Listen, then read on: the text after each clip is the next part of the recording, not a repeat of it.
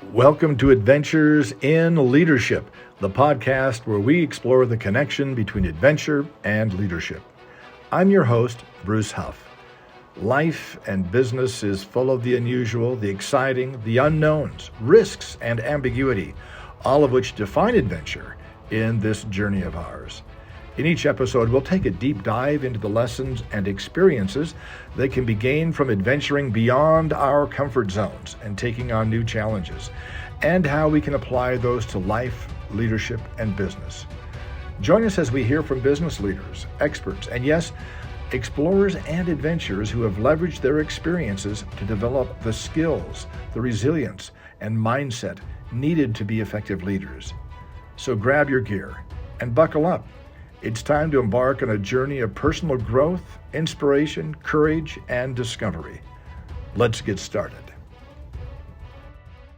This is a podcast that examines leadership from the perspective of those who adventure, those who find adventure in leadership, and those who find just adventure in life. We find that adventure doesn't have to be going to the North or South Pole. It can literally being a parent, right, Sharlene? Amen. We would like to introduce Sharlene Wells. We've known each other for many, many years. Yes.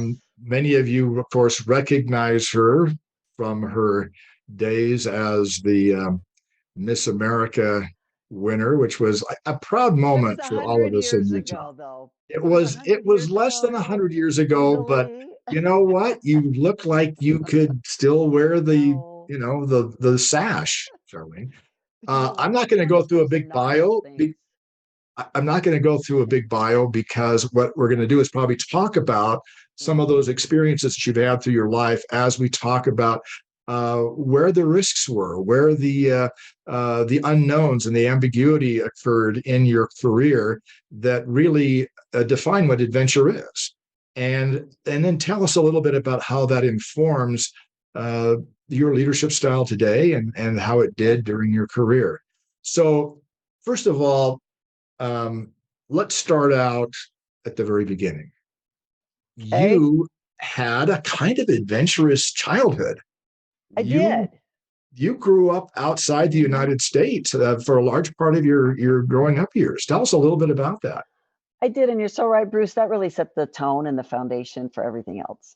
It just did, because I was born in Paraguay. Most people don't even know where that is.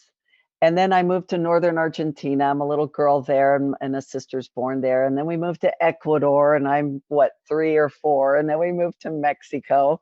And then I was 7 when we moved to Salt Lake City, and we were up in Salt Lake for about 4 years. Bruce, I didn't really acclimate too well. It was so strange to be in a homogenous community that it was just really hard for me to feel like I belonged, even though I looked like everybody else.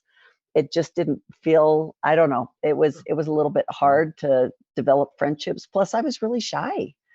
And so then when we moved down to Chile when I was 12, and then over to Buenos Aires for most of my high school years, those were really the years where I got to experiment and learn how to get outside of my comfort zone, because my comfort zone was very much about being a wallflower and don't test the opportunity of failure. Just, if you don't try, then you're not going to fail. So good. And I was really comfortable there. But I learned a lot of lessons in that high school down in Argentina about getting outside of that comfort zone. Yeah. So there were a couple of things. First of all, learning the language, being part of the culture. As you said, when you moved back to Salt Lake as a young girl, it was like, this is strange. It didn't really seem to fit for you. Then you spent the most formative years of your life, in Argentina. Tell us all a little bit about what that felt like in terms of being sort of an American in Argentina, and especially as a teenager, where everything is sort of like the most important thing ever, right? So how did that work? Oh my gosh, right? I was constantly, as I look back on it now, I was constantly navigating, trying to identify who I am, because I'm an American in Argentina. I'm going to a school where people are from all over the world, and they bring their own cultural traditions to the table. And so I'm with best friends who are observing Ramadan, and then and I'm trying to navigate, well, what do I believe? Who am I in this whole international picture? And then I moved to Utah, and I'm trying to navigate again my own identity within that in a number of different ways, whether it's from religion to family to culture to politics, all these different things. But to inform all of that, I have a a world of options, right? Because I grew up in South America, and because I grew up around an international um, a set of friends. And so it felt like to me that everything was on the table, because and that can be confusing too, right? It's Sure. like, Oh, wow, where because do I you now start? have a buffet.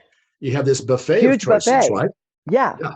And I remember meeting friends up here who grew up in one place, and I was so jealous of them, because I'm like, you have one place, roots, you have roots, you have friends you've known your whole life. And I have friends for 1 year, friends for another year. And at the time, I remember being so jealous of people who knew their friends their whole lives and been one place. Now, as I look back on it, that set me up for the rest of my life to be able to adapt to anything, right? That's Because I interesting. had I to. love that idea of adaptability. When you think Uh-huh. about adaptability in one's life, but in leadership as well, right? I mean, that's that's the thing. Can you be Uh-huh. adaptable? Can you pivot? Can you, if Oh, you're stuck in one way of doing things, in I this day and age where the world changes uh-huh. minute by minute, Uh-huh. uh, I think heaven that's an forbid. overlooked trait. I do, an overlooked trait and skill set in leadership that really sets people apart. And I'm constantly finding, and this will say a lot about where I am right now with my current job, which I love. But I'm working with a lot of younger professionals, and they see me pivoting all the time, because that's what I do. I pivot.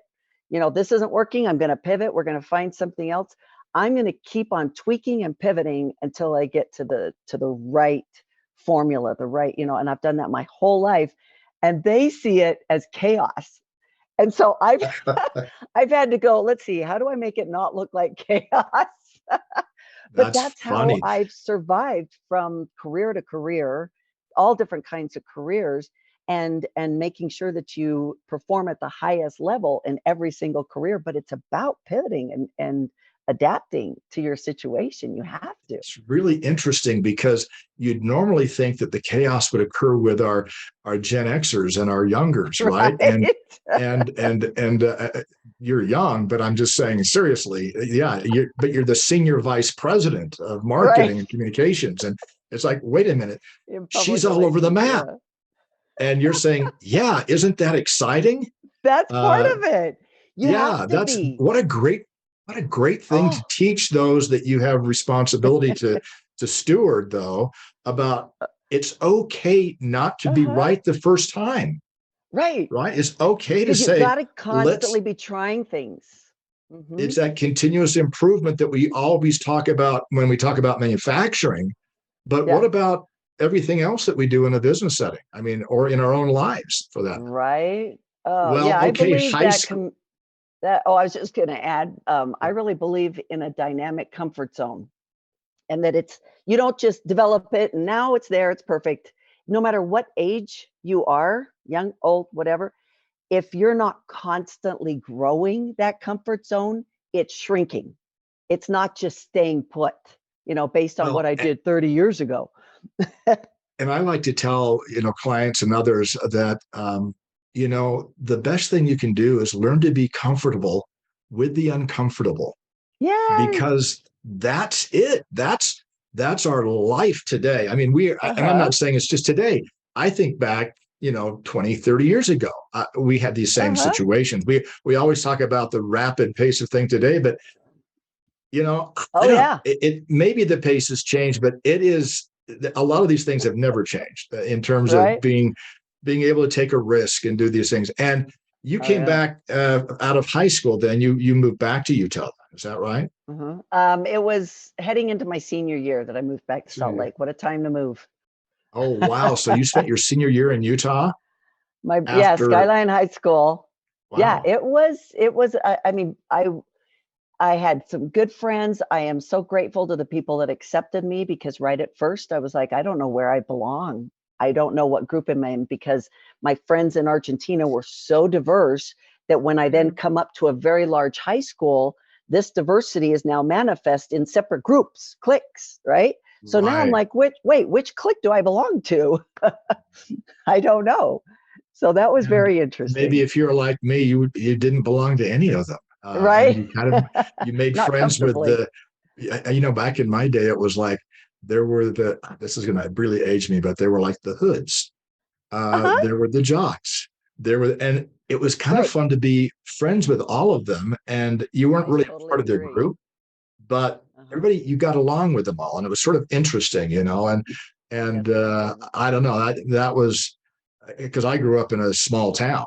So you grew up Yeah. in a cosmopolitan environment. I grew up in a very insular, very small town, and That I was you just jealous kind of. of there. Well, you should have been because I grew up in Coeur d'Alene, Idaho, on the lake. So yeah, Oh you should be no, jealous of that. with a But boat. yeah, that's right. And in Oof. fact, I just restored my dad's boat that he bought in Oh. 1965, So and it is so cool. cool. Anyway, enough about me. So you're back. You go to high school here. You graduate from Skyline, and like you say, that was like such a big change for you to come out of this multicultural environment, just very, very international to, as you said in your first statement, pretty homogenous environment. And, we get that. I think, the state is changing quite a bit. I think we're at about, what about 18% Hispanic in Utah now? I mean, it's, Almost to 18%. We're yeah, still 1% black. yeah, One. yeah. So there's a lot that can change. But it's interesting because more Yeah. of the corporations are recruiting from outside the area, Right. become the number one job destination for many corporations who have Right. major facilities here. So, but Yeah. so you went to college after high school. That was kind of in the cards. I went to BYU, and studied. And I was the average student trying to figure out what in the world I'm going to do when I grow up. And I actually went to BYU initially for piano performance. My mom was a concert pianist, so I didn't know anything else. I'm like, what am I going to be when I grow up? I guess I'll perform piano. And I had my first piano lesson, and my teacher said, okay, I need you practicing 5 hours a day. And I went, oh, I don't do anything 5 hours a day. I'll Wait a get minute, so you didn't bored. start taking piano until you were in college? No, no, that's Oh, what he wanted me to practice. oh, okay, I was used to practicing two yeah, hours a day okay. max, Well, that's cool. right? Yeah, so you But played from a young five child. hours a day, yeah, I started when I was very young. Yeah, my mom started all of us on that. So that very quickly shut down my piano performance career. And then I'm like, I don't know what else to do. I got into communications because that's really what most kids that don't know what they're going to do, they'll drop into communications. And then after Miss America, I didn't want anything to do with being part of the news. I Yeah, did but not have a good let's don't skip relationship. over Miss Oh, America so quick. I want to know what it was that motivates someone to do the Miss America pageant. it What were was, you thinking at that time in your life? What was you were yeah, how I old? wasn't. What was going on? So I didn't grow up watching it. So that wasn't something that, oh, ever since I was little, I've got to do that. I've got a 4-year-old granddaughter that might be thinking about that. She's wearing crowns all the time. And I didn't have Gotta anything to do with that, I promise. But that was not have the something I tiara. grew up with a ball. I was back in the old days, they called me a tomboy. They don't even do that anymore. It's awesome. Girls just go out and have fun with their soccer Yeah. balls and whatever. So, That was but my wife. She was the tomboy. yeah, yeah.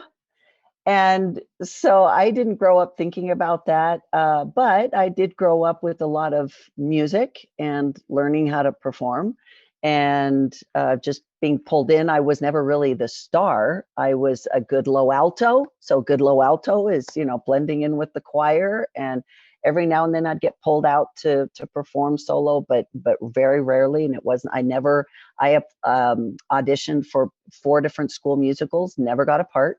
I was always in the back. So, and I was totally fine with that. I thought that was so fun. But what happened was that I went to Girls State. I don't know if you're familiar with that program. Love I that went to Boys State. program.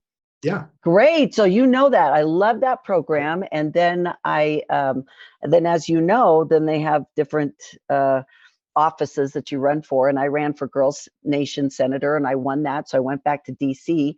Anyway, a lady came up to me after I was giving a speech and she said, I want you to be in the Utah Junior Miss program, which is just for seniors. And anyway, I was in that and earned a lot of scholarship, cash scholarship. I want to say it was close to $20,000. And so that goes a long ways when you're schooled, right? And so I was 18 and my mom, I guess by the time I was 19, she saw this, I'm down at BYU and she saw this ad for Miss Salt Lake Valley as part of the Miss America program. And of course they highlighted cash scholarship. Well, I already had a really great experience with cash scholarship. And I'm like, I'm in, I don't know. And the only thing so just to be clear, it was really all about the money. No. Oh yeah. Oh yeah. Oh yeah. Because I already knew what that did. I knew the words cash scholarship. I'm like, that means you can do whatever you want with it. Music textbooks, room and board. It paid for a computer. So back in the old days, it was the big box computer. It was really cool. So it paid for a lot of stuff, everything for school. So my mom suggested that. I balked a little bit because I did not want to do the swimsuit.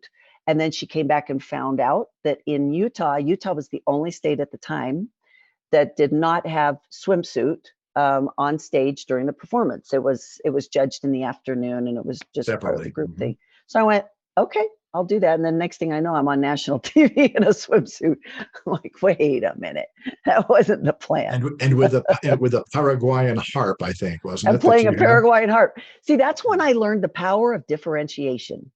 Yeah. Right?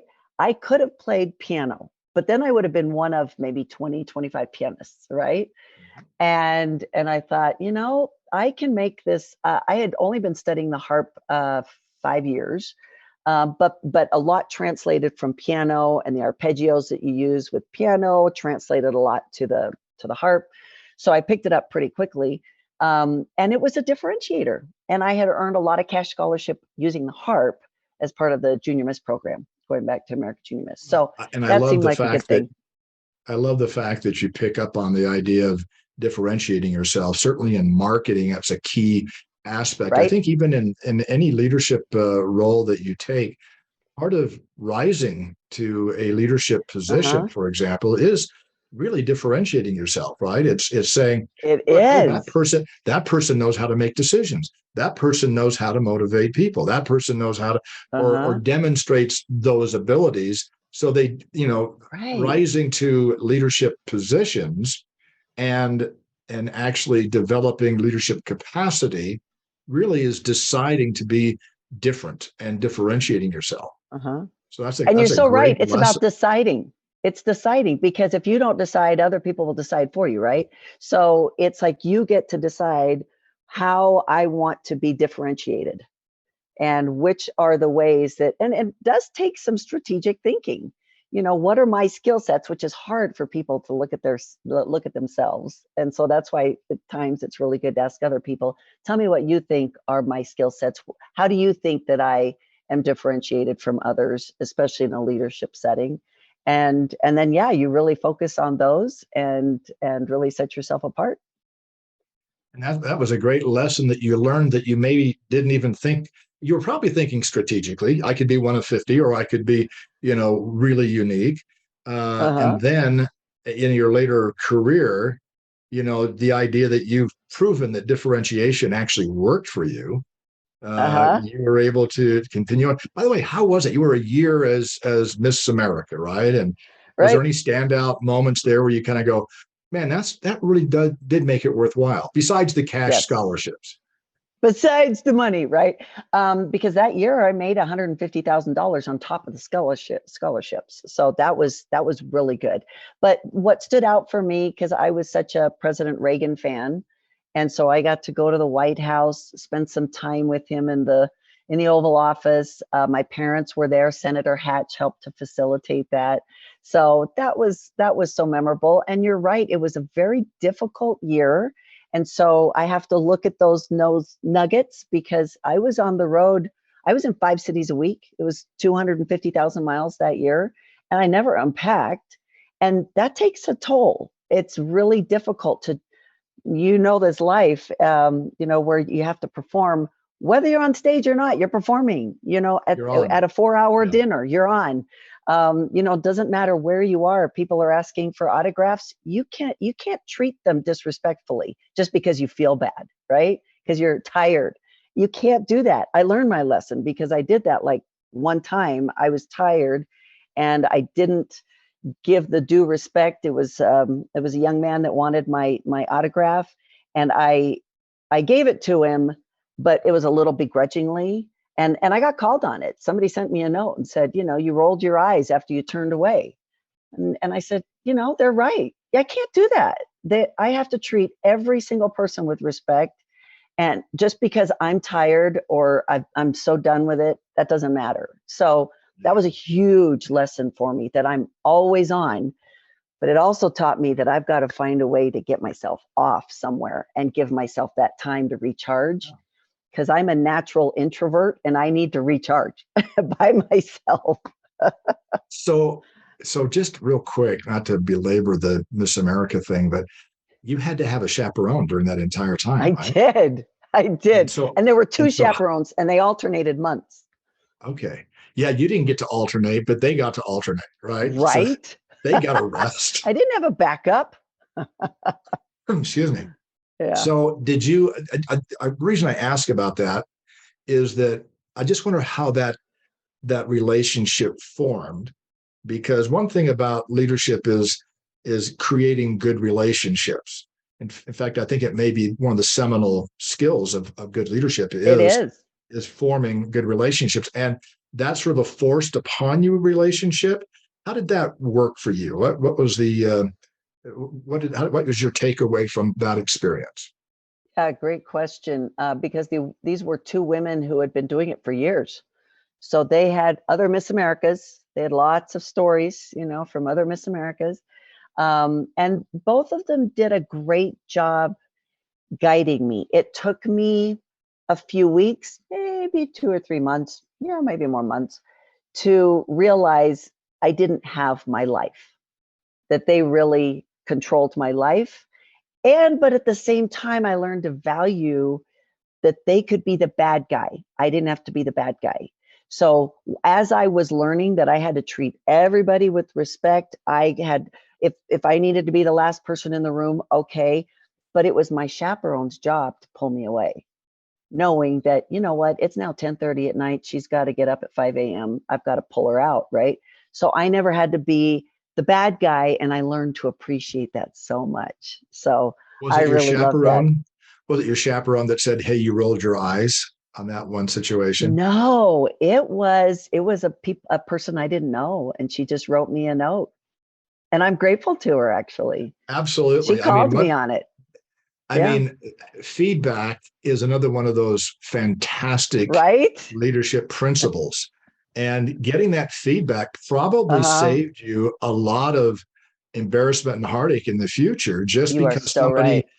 cued you in and said, "Hey, Yeah. what I saw." And we don't always Mm-hmm. see what we do because we're doing it, right? So Right. And you know I what? love You are that you that took that. I'm glad you raised that point, because you're right. Feedback, and especially quick feedback. Yeah. I got it. That was like within a week that I got that, because it was back in the old days when they had to mail something. But now with my own team, I've realized that it's important for me to give them quick feedback, good and bad, right after something. Wow, that was an amazing job. I liked how you organized that so well, and it was quick.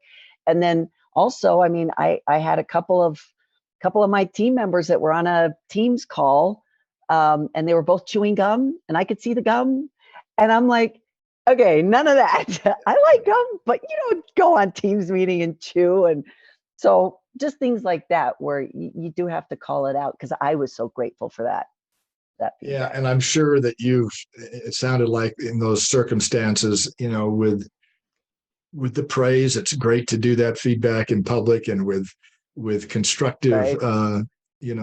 criticism, it's great to do that in private. In But private. but by the way, one of the I think the paramount and most important principles of feedback, besides actually giving it, is doing it as quickly and as close to the incident for which you're giving feedback as possible.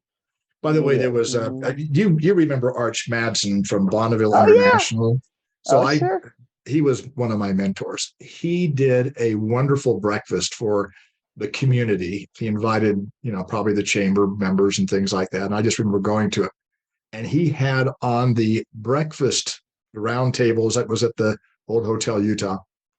And Yeah. on the tables was a box of Wheaties, and it said feedback, the breakfast of champions. And his whole message was on feedback. And I just Love thought, it. what a great message. But I've used that for my whole career, that feedback is the Yeah. breakfast of champion. That it really is. I So love that. yeah, Okay, I'm he going to was have to use that. I'll borrow such a that. great I'll guy. attribute You it. can. Absolutely. So Miss America, you did it. You banked some dollars. I didn't realize you could make like Right? that kind of money as Miss America. That's good for I you. know. And so, yeah, school was going to be a snap in terms of paying for that. But Right. you were now a public face, and you were a communications major. Yeah. And then what? I didn't like being a public face. I went back to school and I wore my baseball hat everywhere, everywhere, just down low, ponytail baseball hat. And because I still had 2 more years left at BYU. And so I changed my major to international relations. Um, I just I didn't want anything to do with broadcast journalism. I didn't have a good experience, and and then KSL came called me, and they wanted me to host an entertainment show. But I had been watching this new network, ESPN, and Gail Gardner on there, and I remember thinking as a tomboy, that's what I want to do. I Yeah. want to do sports.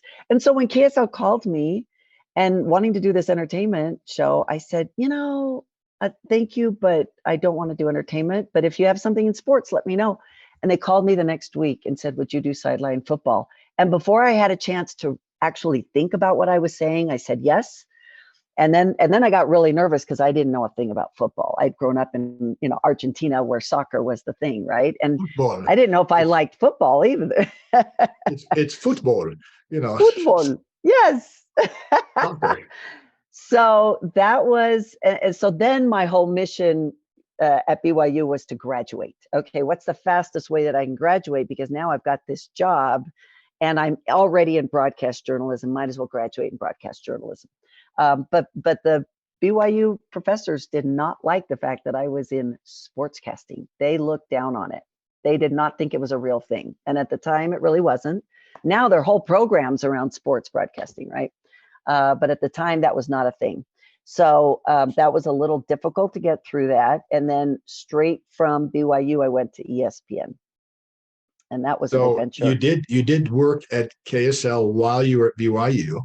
I was, yep. So Yeah. 3 seasons down there with Yeah. KSL. Mm-hmm. And then tell me how the connection, were the Rasmussen still at ESPN when you went there? Because I was I in the don't think satellite so. communications business in those days, and I helped put ESPN on the air on satellite. Serious. Yeah, Oh so it my was. gosh, I know that Okay, story. here's the quiz for most people. What does ESPN actually I know. stand for? Yeah, go. Entertainment and Sports Programming Network. That's it. But you could ask 100 people today, and they go, And they I won't don't know know. Yeah, because they didn't think that sports would be in demand 24/7. So it had to be entertainment and sports. Well, I thought I was more confident with ESPN than I was with CNN, because when I was in Ted Turner's office saying, yeah, we can provide, all this backhaul satellite communication service to help you put a news channel on the air. Yeah. I'm thinking these guys, nobody, there's no appetite for 24-hour news. No So that appetite. shows you how visionary I am. All right. I did have the vision to be in the satellite business, but oh my That's gosh, pretty yeah. So smart. so That's pretty smart. ESPN though, what a great place to really Yeah. cut your And teeth on national broadcasting. no kidding. And when I got there were two big satellites, two, and that was it, and two buildings. And then they put me there. We were growing pretty fast, and they put me and my production team. I was hosting a show called Scholastic Sports America for 2 years. We were in a trailer out back, and now the campus is huge. But yeah, I was still learning. As I look back on that experience, oh, I wish I had gone to that level with a whole lot more experience, because there were lots of opportunities I didn't take full advantage of because I just wasn't experienced enough. So, in some ways it's good. You're just kind of thrown out there and you better perform. But I did that 7 years full time on contract. And then at that time, my kids are coming and stuff. So I left it full time and did another 9 years freelance. So things like Kentucky Derby or French Open or something. So it was really fun that way. Yeah, it's fun because you got to travel and do something. But I like the Yeah. idea that as a young woman in a career that was not known for women in that field, that you took a flyer, you took the risk and said, Mm-hmm. I'm going. Tell me about how that decision making occurred. I had no idea. As I look back on it now, you're right. It should have felt more of a risk. All I thought was, I get to go be part of some sports. Yay. And I wasn't looking at it like, well, no other women are doing this. There's like 3 or 4. And no women were doing play by play. I hear that all the time now. I hear women doing play by play. Who was I just listening to? Um, oh my gosh, I was just watching a game, and it was all men, but there was a woman. Oh, golf. It was the Masters, and I'm like, wait, that's so awesome. You would not have heard that, right? So I didn't really understand the risks I was taking. I felt like I could have done a whole lot better, but at the same time, I remember my first day at Sports Center, and I walked in, and the whole floor, all men, all cubicles, everything, and it kind of quieted down when I walked in. I'm sure it was like walking into a locker room. What do we say? There's a girl here. What do we? And do we actually have to watch what we say now? Right? Now what? That probably lasted for about 10 minutes. Yeah. But you know what? Everybody I worked with at ESPN, I had the best experience, from my bosses to my colleagues. They treated me with respect. And I vividly remember one time when I didn't get treated with respect, and 4 other guys jumped on that guy. And so it was really awesome to feel like I was protected everywhere. Never once did I experience any kind of harassment. I mean, I'm there how many years and surrounded by guys, and not anything to do with harassment, not even a peep. Right. So, which is I pretty know. amazing. Yeah, that is amazing. And I hope that helped you with, working with other women in organizations to say, hey, this can happen. It can happen where Yeah, you aren't harassed. And right, just having the courage to not accept it, I think, is right. the other side of it. And I'm sure you've been a great role model to many. Yeah, you started a family. And in fact, our 2 youngest sons went to school together, So which was kind of fun, fun. Played right? lacrosse, which I think is Lacrosse. a great sport, by the way. Oh, and that Uh, was my first exposure to lacrosse when those boys yeah, were me too. playing, going, this is It was so brutal. great, though. I loved keeping the stats on it and doing it. It was so Yeah. much fun. They won the state championship. Wasn't that so amazing? Like the greatest thing. It was so Yeah. fun. Anyway, enough about our boys. But We can talk all day. I mentioned at the very beginning that the whole idea of leadership extends into personal leadership as well. It's not just, oh, I have a role in a business where I'm in a position of leadership, leadership really has a lot to do with who you are and who you become and how you comport yourself, but also how you set an example for your family, what you teach them, how you manage a household in this world today.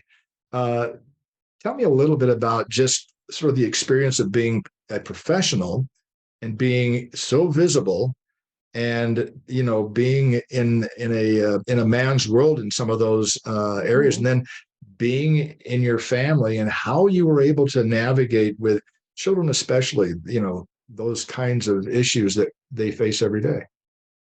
Oh, my poor kids, because I brought everything that I had ever grown up with, that everything is possible, right? So that's what I shared with them, was that the world is open to you. Everything is possible. But they didn't grow up in exactly the same situation that I did, where they're moving around, lots of different changes and stuff like that.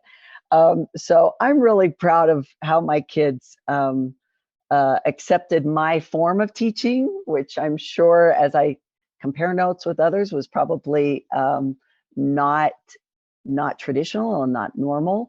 Um, and I started off, my poor oldest daughter, she was my experiment. I guess all of us have our experiment child, Yeah, right? first daughter.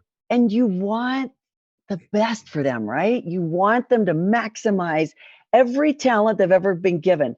And how do we know that? We don't know that, right? So I sit there and go, okay, I need to expose her to everything. So gymnastics, soccer, tennis, golf, everything, ballet, violin. At one point, she was practicing the piano 2 hours a day and the violin 1 hour a day, and she was 8. And I'm like, I think this is probably crazy. And it wasn't until she was in 7th grade, I think that's when I had a big parenting lesson on me. She was in 7th grade and had tried out for the basketball team, and she didn't have the stamina to get up and down the court. She was growing pretty fast, but she hadn't done a lot in working out. And so she didn't make the team. And I said to her, she was so good on the violin, so good on piano. And I said to her, how about we drop one of those, which just about killed me, and instead use that time to work out. Use that time I had a treadmill, I had a Stairmaster, and you can watch all the TV you want when you're on that treadmill, when you're on that Stairmaster. And that we switched that. I had to let go of my dream of seeing her play the violin. That's the one that she decided to drop. And just gave it up because I wanted her to A, be fit, and B, to be able to pursue some other dreams. The next year, she tried out for the basketball team, made the team. She was captain of the team, and 9th grade year was MVP of the basketball team. Oh, that's And I'm awesome. so glad that I bent, because that's when I learned I really need to bend. And then I did some more bending It with other was, kids.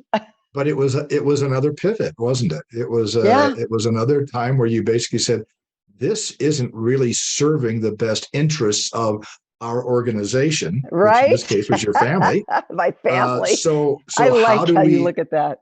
how do we pivot that a little bit so that it's part of the servant leadership model too, right? It's like, Yeah, okay, yeah, we want our employees or we want our family members to excel. We want them to do the best that they can do with what God's given them. And right, so the idea is not what we want so much, but what's in the best interest of the person. right, right, And what's going to be in the best interest of the person usually is going to be in the best interest of the organization or the family. That's going to keep peace more. right. People are going to be happier in the organization. They're going to same issues will occur. So I love the fact that, because I have known others, and we may have some guilt here. I don't know, but that you just push until until they reach the age of majority, and then they say, okay, now I can do what I want. We're done. No, I But really like I how you should say framed that. that, Bruce. That was really well framed, because that helps me put that into context with what I did with my family, with what I'm doing in my job now with my own team of professionals, And I'm encouraging them now to do the same thing. I'm like, listen, my way may not be the right way. And my team, I love what my team does, but this may not be the best thing for you. Take a look at what's happening on the other side of the organization. And if you want to shadow them, that's okay. And then if you decide you like that better, I want that for you. So I've been learning how to bend like that too. I think that's so great. I know that when people would come to me and say, hey, I have this other offer in a different department or in a different organization. And I was just saying, look, I said, here's the number one thing. Is this the best decision for you and Right. your family? Because if you start with that premise, Mhm. then if it's the best thing for you and your family, then you should probably move in that direction. And Right. I'm going to be happy for you because that means maybe I did a pretty good job of helping you and mentoring you or guiding you and as one of my employees. And now you get to do what you want to do and you're Yeah. prepared for it better. So, I kind of turn it around just so that I look good. Right. No, I think But that's but the exactly right. What works best for but you. it's really about serving others. Hmm. It's that interesting model of leadership where the authoritarian model is so antiquated and does So, not yeah, work long term. And no. the idea that that Greenleaf talked about, which is in servant leadership, which is really finding ways to serve those for whom you have a stewardship. And Yeah. it's a great opportunity because it really serves the organization when you do that, or the family in your case there. Yeah. Right. You have done some really interesting things with the military, which Yes. first of all, I just think is awesome. It's been fun. I've had some Loved it. associations with Hill Air Force Base and with the 388th Fighter Wing and that sort of thing. Good. But Did you you go have up in been, an yeah. F-16? Oh, I haven't been up. They keep promising, but they're the F-35 pilots, so they're kind of like, well, we're not really Yeah. flying the F-16s, so I have Not to go to Las anymore, Vegas to go do that. unfortunately. I know, and I just found that out because I've been so removed that now they're just doing F-35s up there at Hill Air Force Base, which is And those pretty are cool. single seaters, yeah. So that Yeah, they they're don't not even have a they two-seater.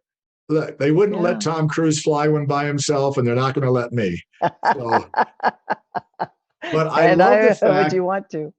I love the fact that you again kind of went in your career direction from sort of this very public in front of the camera position.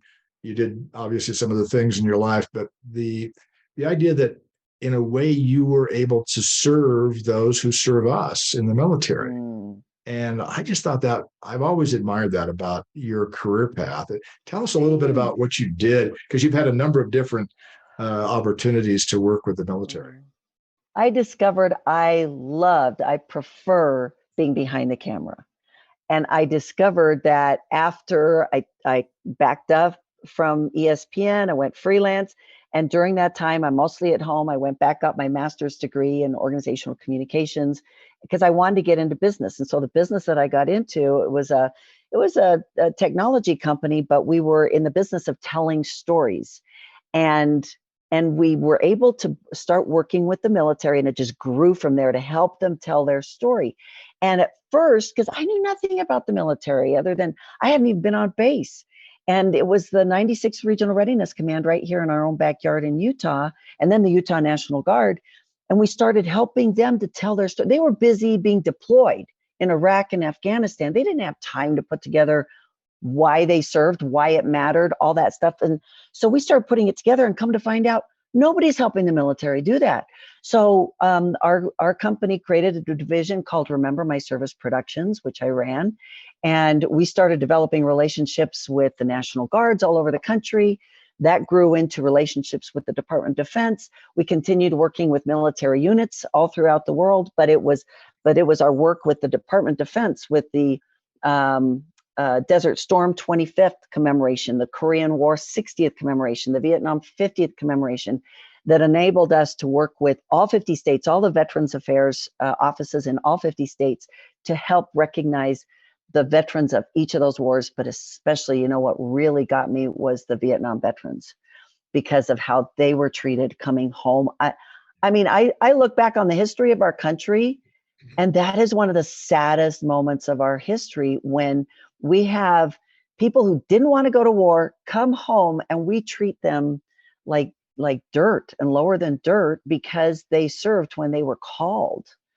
And never again will we do that. We now separate the war from the warrior, which I love that our country has learned how to do that.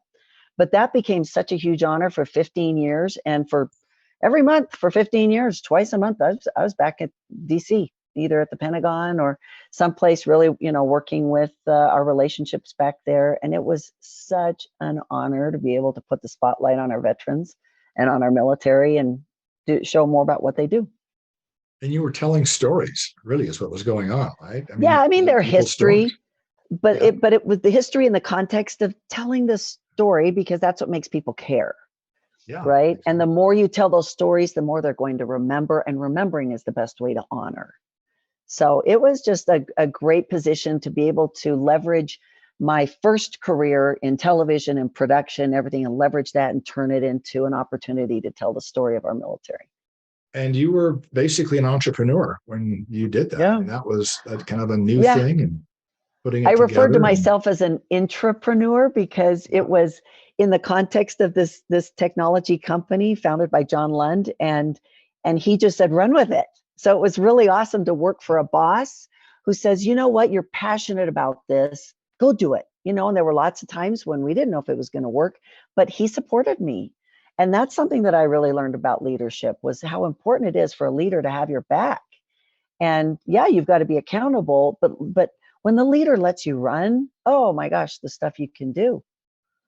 Yeah, that's such a great point. The idea of it does not have to be directed. Activity and action does not need to be directed by the appointed or positional leader. Some of the best leadership occurs by those who don't have the title, but figure out things to do that actually move the organization forward, or the program or the project forward. And that's great. It's great that you had that entrepreneurial opportunity. I had one of those in my career too, and they're awesome. To have people Arch Madsen was the guy who supported me in an idea that didn't exist. And it was like, but he had the vision. He had a better vision than I did on it. And it was like, but to have that support, we're doing that. That's how we got we were the smallest broadcaster to ever have a satellite fed news feed from Washington, D.C. because Arch Madsen said, yeah, we're going to do that. Go do it. Because I said, we could do this if you'd want. And I'm like shy about it. Like, we could do this. Maybe. And he's going, oh, no, we need to do this. Isn't that great? But it was like, go do it, go figure it out. And I love that part of I learned that leadership principle from him. I just thought it was a terrific thing. And it sounded like John Lund was the same for you in your career there. Absolutely. Had my back and encouraged and pushed it forward.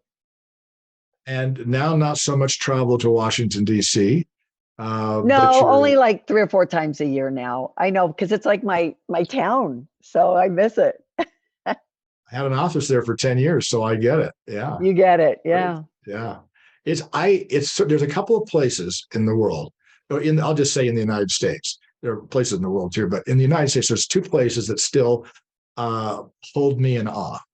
Not hold me in awe, I hold them in awe. And one of them is Washington, D.C. Amen. And the other is New York City.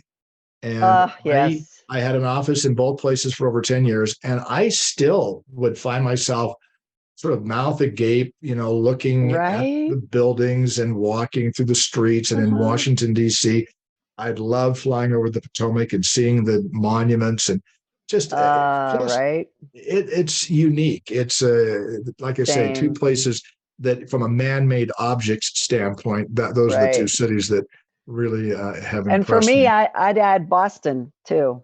I love Boston. What a great town. Yeah. Yeah. Well, talk a little bit about your current leadership responsibilities and anything else that that kind of leads to that adventure in leadership in your life. Yeah. first, I love that you use the word adventures because it really is. And I see everything, the good, the bad, I see that all as adventure. And anytime that there's a challenge, I see it as an opportunity, and that's another adventure. And so when I came back a couple of years ago from DC, I was working in the Pentagon at that time. So pre-COVID, I'd made the transition from the job that I was doing, and I worked into position at the Pentagon, and then I came back here to Utah. And as I was looking at different opportunities, this position with Mountain America Credit Union, which is one of the largest credit unions in the country. We're now at 16 billion in assets and over 1 million in members, and we cover 6 states. And I'm looking at this opportunity, and it's a brand new one, which, going back to, I love being an entrepreneur or intrapreneur. I just love creating something new. And they said, the CEO says, we're going to create a new position that's pulling PR into this position. Marketing used to have it, but now marketing was so big, they needed to focus on that. HR used to have organizational communications, so they wanted to pull it from there because HR was getting so big. So now it's this new PR and organizational communications. And I'm looking at everything on that job description, and for the first time in my life, and here I am in my late 50s, and I'm looking at it and going, check, check, check, check. Oh, so this is what it's like to be experienced. Where it's like, I know how to do all of this. This is so fun. So it became less of an unknown. There's always unknowns anytime you start a thing, but my entire career, going to ESPN, whatever, it's all been going to the Pentagon for the first time. Wow. What am I doing here? Right. Yeah. Right. But so for the first time, it's like looking at that and going, oh yeah, I've done this before. And that's one of the benefits of getting older, is you get to look back and go, yeah, I've got a lot of experience. It's not quite really so scary starting something. It's really interesting. There's a book that Brooks, I always forget his first name because there's so many Brooks Arthur Brooks. Arthur Brooks, who wrote the Strength to Strength. Have you read that book? I'm reading it right now. Great book. And so book. What's great about it is you just described what he said, is that you've reached that second curve in your life they call the crystal curve. Crystallized. Yeah, crystallized knowledge. Crystallized, because you're taking now your wisdom. See, now it's not so much. So now you have all this wisdom for the things that you've had experience with, and you're able to apply those in this position. That immediately came to my mind because it was like, oh, that's exactly what you've just done. When you said check, check, check, it was like, oh yeah, you now have accumulated the experience, that you have the wisdom aspect of your career ahead of you. And what a great opportunity is to serve those you work with, to lead them in ways that are so important. I think it's so important for the modern leader to really exemplify what that should mean to those who are coming up. Because the definition of a leader, I think, is changing and has changed pretty radically through my career. I actually went through a textbook because I teach as an adjunct in this area. Oh, right. There was basically a listing of the leadership styles over the last 30, 40 years. And it's like, okay, there's this many chapters, this many different, and how they've all sort of continued to evolve. And so it's interesting to see people still use some of the more antiquated versions. I know, I still see that in action. And I sit there, I'm just so baffled. I'm like, have you not read a single book in the last few decades? Because I see that kind of leadership in action sometimes. And I'm going, that doesn't work, right? And yet they do it. Whether it's yelling at their team, or continually putting them down in front of people. I mean, nobody does that anymore. You shouldn't do that anymore. I take a deep breath and regroup. Right? Well, that's great that you have this opportunity to be in a position where it all sort of comes together, and congratulations on that. So let me ask you a couple of things before we close here. One is, what's your favorite beverage when you just want to relax, and just want to have that favorite beverage? Diet root beer.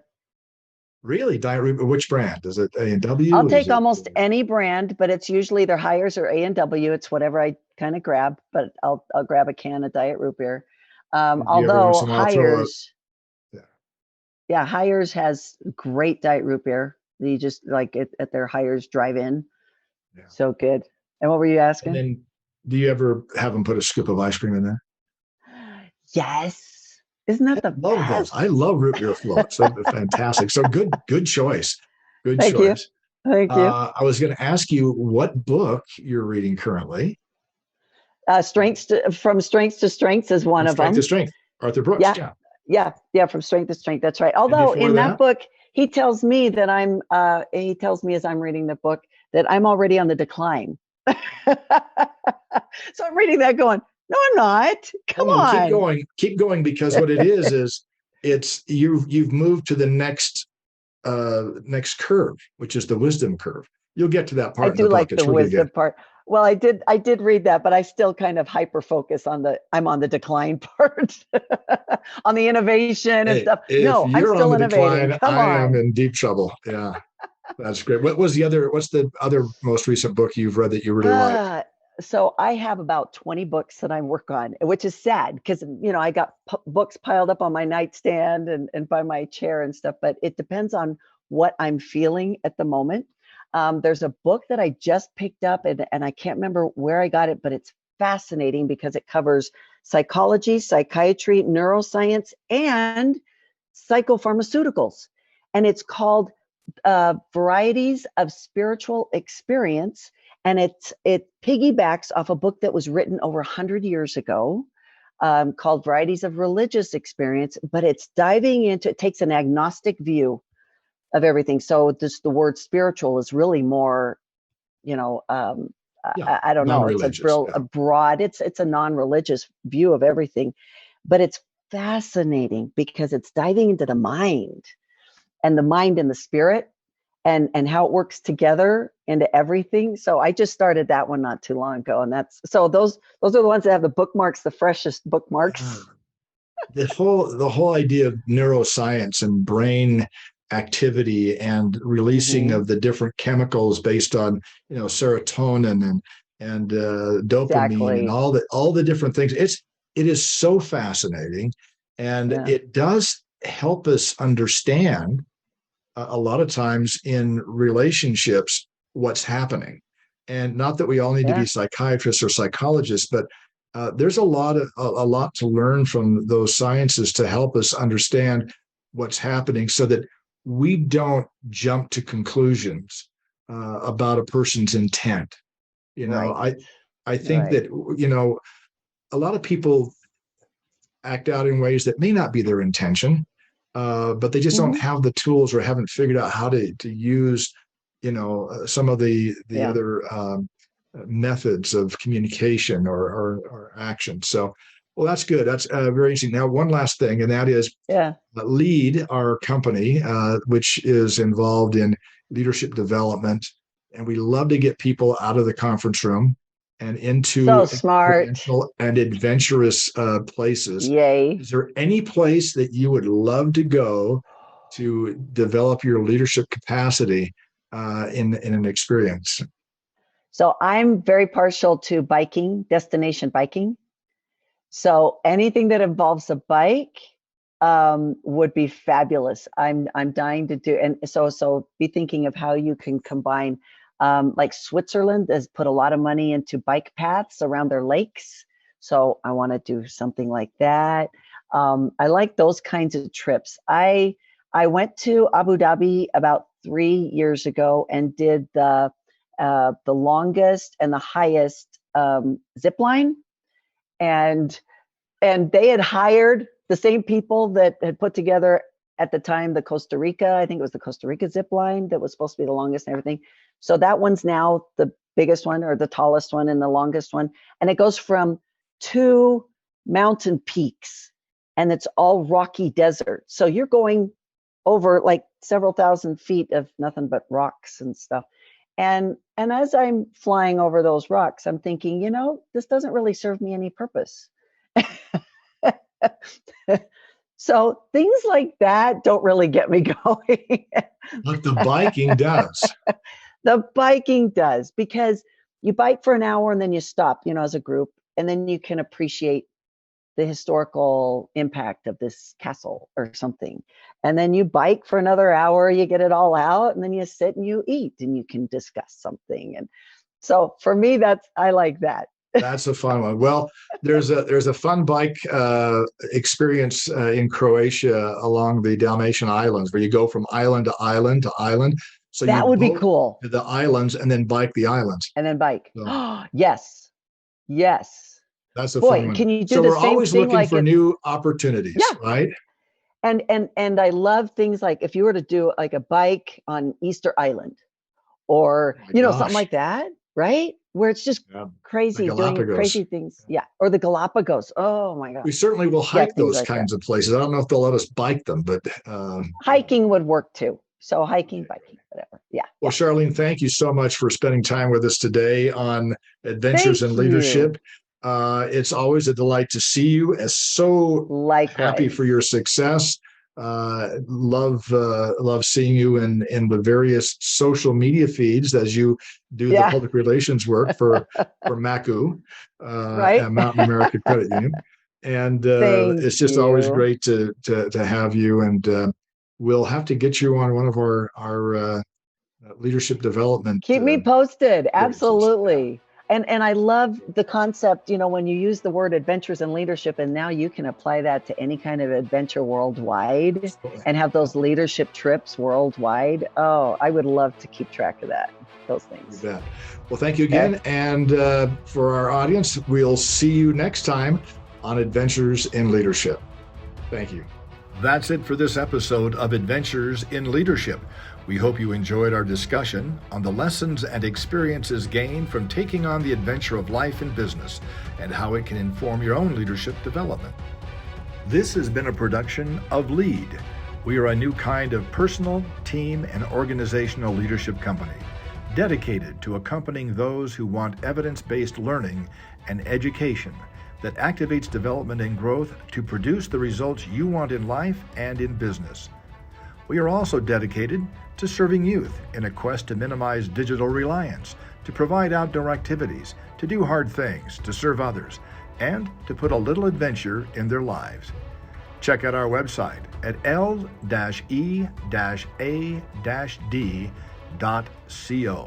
to learn more about who we are and how we are serving.